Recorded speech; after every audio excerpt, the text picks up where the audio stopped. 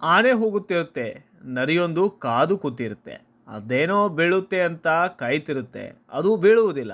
ಆನೆ ನಡೆಯುವುದನ್ನು ನಿಲ್ಲಿಸುವುದಿಲ್ಲ ಎಂದು ವಿರೋಧ ಪಕ್ಷಗಳಿಗೆ ಸಚಿವ ಡಾಕ್ಟರ್ ಎಚ್.ಸಿ. ಮಹದೇವಪ್ಪ ಟಾಂಗ್ ಒಂದನ್ನು ನೀಡಿದ್ದಾರೆ. ಅಷ್ಟಕ್ಕೂ ಅವರು ಹೇಳಿದ್ದೇನು ಅನ್ನೋದನ್ನ ಕೇಳೋಣ ಬನ್ನಿ. ಎಲ್ಲ ಸಮುದಾಯಗಳು, ಎಲ್ಲ ರಾಜಕೀಯ ಪಕ್ಷಗಳು ರಾಜಕೀಯ ಜಂಜಾಟಗಳನ್ನು ಬಿಟ್ಟು ಹೊರತುಪಡಿಸಿ ಈ ದಸರೆಯನ್ನು ವಿಜೃಂಭಣೆಯಿಂದ ಆಚರಣೆ ಮಾಡ್ತಾರೆ.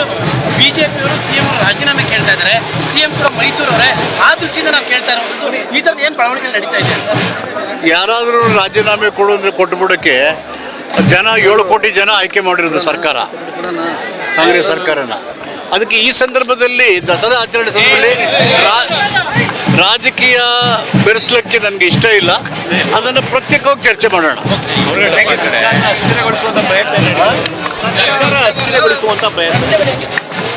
ಏನು ಹೇಳಬೇಕು ಎಲ್ಲ ಹೇಳಿದ್ದೀವಿ. ನ್ಯಾಯಾಲಯದಲ್ಲೂ ಕೂಡ ಅದನ್ನು ಪ್ರಸ್ತುತಪಡಿಸಿದ್ದಾರೆ.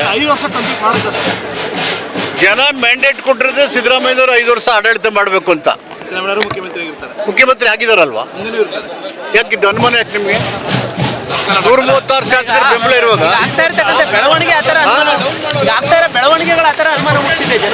ಕಾಂಗ್ರೆಸ್ ಪಕ್ಷದಲ್ಲಿ ಆ ಥರದ ಬೆಳವಣಿಗೆ ಇಲ್ಲ.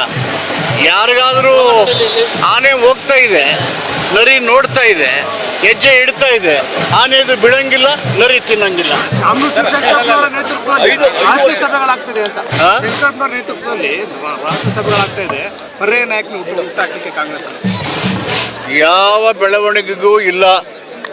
ಶಾಸಕಾಂಗ ಸಭೆ, ಎಐಸಿಸಿ ಶಾಸಕಾಂಗ ಸಭೆ, ಎಐಸಿಸಿ ಸಿದ್ದರಾಮಯ್ಯನವರು ಮುಖ್ಯಮಂತ್ರಿ ಅಂತ ಹೇಳಿ ತೀರ್ಮಾನ ಮಾಡಿದರೆ ಸರ್ವಾನುಮತದಿಂದ. ರಾಜ್ಯದ 7 ಕೋಟಿ ಜನರು ಆಶೀರ್ವಾದ ಮಾಡಿ 135 ಶಾಸಕರನ್ನು ಗೆಲ್ಲಿಸ್ಕೊಟ್ಟಿದ್ದಾರೆ. ಪ್ರಜಾಪ್ರಭುತ್ವದಲ್ಲಿ ಬಿಜೆಪಿಯ ದುರಾಡಳಿತ ಭ್ರಷ್ಟಾಚಾರದ ವಿರುದ್ಧ ಕೊಟ್ಟಂಥ ಮ್ಯಾಂಡೇಟ್ ಅದು. ಯಾವುದ್ರ ವಿರುದ್ಧ? ವ್ಯಾಪಕ ಭ್ರಷ್ಟಾಚಾರ, ದುರಾಡಳಿತ ಬಿಜೆಪಿ ವಿರುದ್ಧ ಕೊಟ್ಟಂಥ ಮ್ಯಾಂಡೇಟು. 135 ಜನ ಶಾಸಕರು ಆಯ್ಕೆ ಆದಮೇಲೆ how can an elected government can be destabilised? 5 ವರ್ಷ ಸಿಎಂ ಸಿದ್ದರಾಮಯ್ಯನವರೇ ಮುಂದುವರಿತಾರೆ. ನಿಮ್ಗೆ ಯಾಕೆ ಡೌಟು? ನಾಳೆ ವೈ ಆರ್ ಯು ಡೌಟಿಂಗ್? ನಾಳೆ ಸಿಎಲ್ಪಿ ಏನು ಡೌಟ್ ಯಾಕೆ? ಅಂದ್ರೆ ಈಗ ಮೂಡದಲ್ಲಿ ಆಗ್ತಾ ಇರ್ತಕ್ಕಂಥ ಬೆಳವಣಿಗೆಗಳು ಜನರಲ್ಲಿ ಆ ಥರ ಅನುಮಾನ ಹುಟ್ಟಿಸಿದೆ. ಅಲ್ಲೇನು ಬೆಳವಣಿಗೆ ಏನಿಲ್ವಲ್ಲ? Where is the role of Siddaramaiah? ನಾಳೆಗೆ ಸಿಎಲ್ಪಿ ಮೀಟಿಂಗ್ ಕರೆಯೋದು ಏನು ಉದ್ದೇಶ? ನಾಳೆ ಸಿಎಲ್ಪಿ ಮೀಟಿಂಗ್. ಸಿಎಲ್ಪಿ ಮೀಟಿಂಗು ನಮ್ಮ ರಾಜ್ಯದ ಅಭಿವೃದ್ಧಿ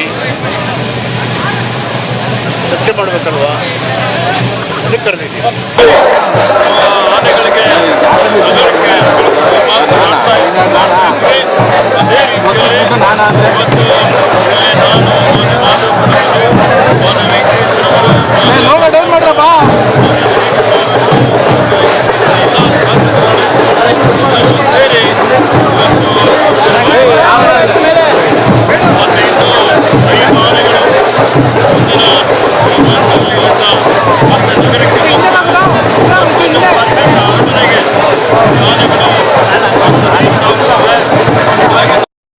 ಹಿಂದಿನ ಸಲ ಹೋದ ವರ್ಷ ನಿಶಾನೆ ಆನೆ ಅಂತ ಹೇಳಿ ಅರ್ಜುನ ಆನೆ ಎಲ್ಲರಿಗೆ ಮಾರ್ಗದರ್ಶನ ಮಾಡ್ತಾ ಇವತ್ತು ಈ ಒಂದು ದಸರಾ ಮಹೋತ್ಸವದಲ್ಲಿ ಭಾಗವಹಿಸಿದ್ದು ನಾವು ನೋಡಿದ್ದೇವೆ.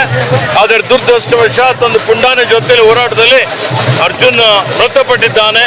ಅವನಿಗೆ ನಾನು ಈ ಒಂದು ಇವತ್ತಿನ ದಿವಸ ಶ್ರದ್ಧಾಂಜಲಿಯನ್ನು ಅರ್ಪಿಸುತ್ತಾ ಅರ್ಜುನನ ಸ್ಮಾರಕವನ್ನು ಮಾಡ್ತಾ ಇದ್ದೇವೆ.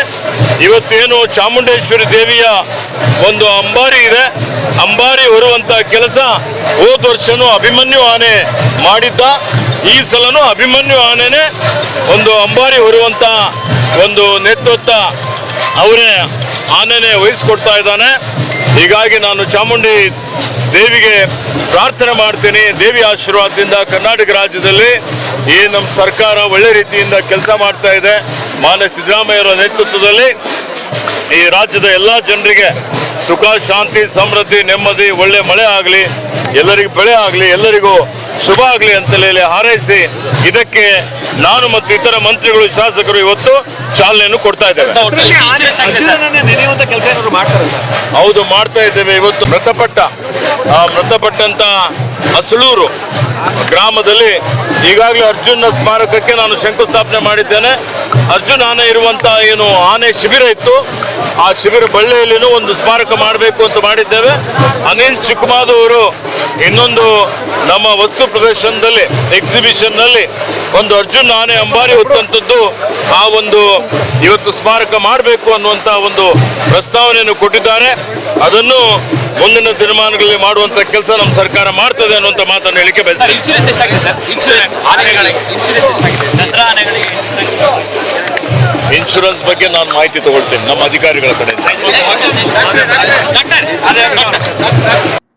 ಬ್ಯೂರೋ ರಿಪೋರ್ಟ್, ಭಾರತ ವೈಭವ news, Mysuru.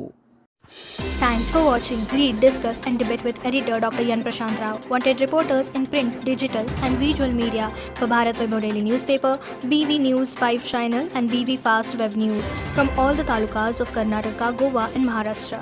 If interested, send your resume to 9019229369.